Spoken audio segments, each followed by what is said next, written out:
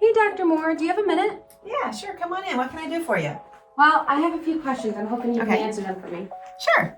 All right, so who are you? Tell me a little bit about yourself. My name is Megan Moore, and I am a forensic anthropologist. What made you decide to pursue anthropology as a profession? Well, I am very fascinated with the human skeleton, and I started out in fine arts, studying human anatomy, and it just kind of evolved into studying the biology of human anatomy and going to archaeological sites, and I also work with forensic cases. Great. What are some of your interests and hobbies? I like to draw still, and I like to do home improvement projects. I sometimes go bike riding with my son and my husband. How long have you been a part of the EMU community? This is my 9th year. What has been your favorite class that you've taught at Eastern Michigan University thus far? I love to teach human osteology, and that's the study of the skeleton.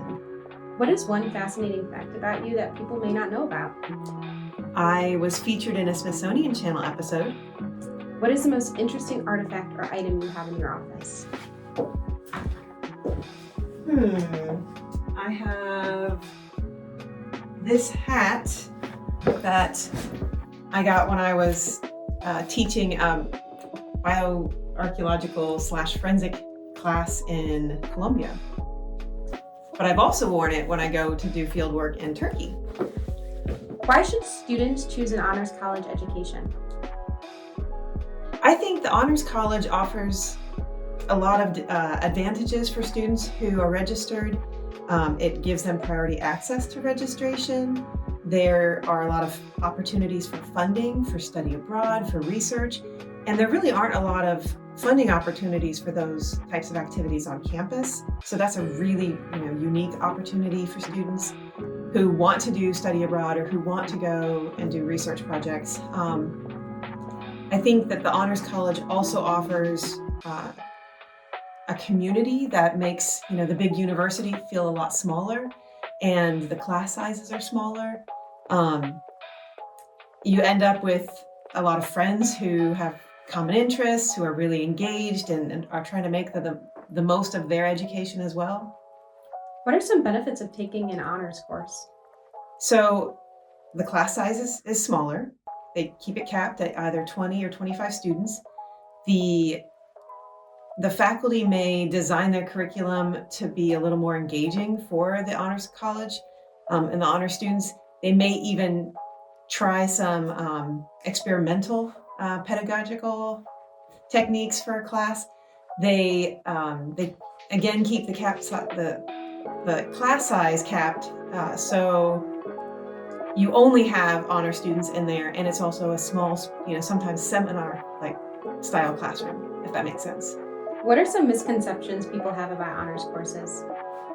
Sometimes they might think that the honors courses might be too hard or might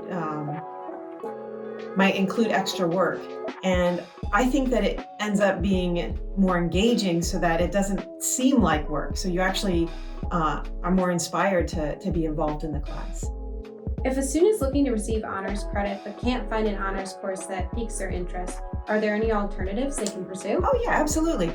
So they can contract a course for honors and any other course. So they have to reach out to the professor and ask the professor if they are willing to contract the class for honors. And then the student works with the professor to come up with a project that they would do for honors credit. And then the student will submit that for an honors contract online. What's an example of an honors contract project? So for human osteology, I've had students actually work on forensic cases with me, but typically it'll be like maybe a slightly longer paper or a project that just goes a little bit beyond what's in the regular syllabus. What is one crucial piece of advice you'd give to an honors student looking to excel in an honors course? I think that they should always sit in the front of the class, and I think that they should make sure that they are prepared with the material for that week, and that they also try to make connections with things that are happening in the world and the news, so that it kind of creates more of a dialogue that can can make the learning experience not only better for the student, but also for the rest of the class and for the professor. This is great. So as the new Associate Dean, what are 2 things you would like the Honors College community to know about you? I am going to be helping with the research projects. So if anybody's interested in doing a senior project, either a thesis or a creative project, I encourage them to take the research workshop, but also they can come talk to me and I can help brainstorm some ideas. I can maybe give them some faculty members' names that might be able to help them or might be able to be their advisors for the project. And then I can also give feedback on their project as they work on it. What was your favorite course in college? Ooh, that's a tough one. I took a medical illustration course that I really liked. And I, of course, really liked my human anatomy class. I did gross anatomy in grad school, which is maybe not everybody's favorite class. And I loved the art history classes as well. I don't know. Good question. If you could travel anywhere in the world, where would you go?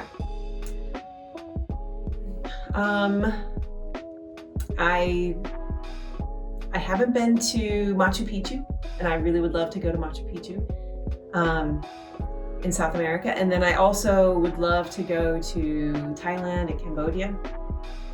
What is your all-time favorite color? I love green. I just have a few more questions. Sure. So what has been the most rewarding part of being an honors professor? I think the students are way more engaged in an honors classroom, and so it makes my job easier.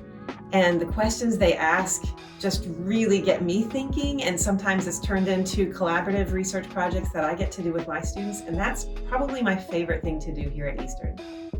If you could give a shout out to anyone out there who's watching, who would it be and what would you say? I should probably give a shout out to my husband and my son. I love you. What would you tell students who are on the fence about considering joining the Honors College? Don't be scared. Come over, talk to us, sit down with some of the advisors here in the Honors College, and we would be happy to explain the benefits, the requirements, and the different pathways that you can pursue while you're an honors student. How can a student get in contact with you? We're over here at 511 West Forest. I can also be reached by email. At the Honors College, if you go to the website, you can look at the faculty members, and my email is up there with the staff of the Honors College. I can also be found over at Pray Herald sometimes when I'm teaching. But my email is mmoore86@emich.edu. Oh no, I completely forgot. I have to get to class. It was great talking to you. No, I'm glad to stop by. Nice to see you. Yep. Bye. Bye.